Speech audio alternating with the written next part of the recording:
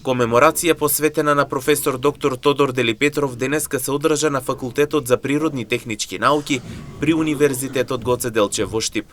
На истата присуствуваа представниците на универзитетот, професори, блиски роднини, пријатели и семејството на Делипетров, кои со едноминутен молк и длабоки сеќавања одадоа длабока почит на него.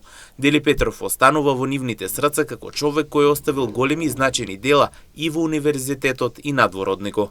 Како што знаете, професорот Делипетров почина за време на празниците, на зимските празници, затоа еве сега чекавме еден погоден момент кога ќе може неговите пријатели, неговите студенти, неговите колеги ќе може да дојдат, кои што не успеа, да речеме, за жал заради празниците, да дојдат на неговиот погреб, да може да дојдат на оваа комеморација каде што ние ќе го представиме во вистинско светло неговиот пат, неговите почетци, неговиот развој, се до последните денови. Тој беше дел од нас, тој беше дел од Факултетот за природни и технички науки, а секако како еден од креаторите и член на матичната комисија на Универзитет Гоце Делчев, и универзитетот го носеше во неговото срце. Значи, ќе имаме денеска ќе имаме едно чествување на неговиот лик, на неговото дело, ќе имаме една презентација на фотографии кои што го следат неговиот живот и неговиот век во академската заедница, и на крајот ќе има книга на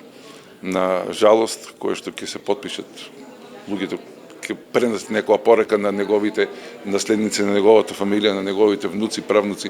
Фала му на Бога ги има доволно остави, и не само научно наследство, туку и фамилиарно и генетско големо наследство, така да се надевам дека овој ден ќе биде не само да го славиме минатото и неговата работа како професор, како наставник, како раководител и како даскал, како учител, тој сакаше да биде учител.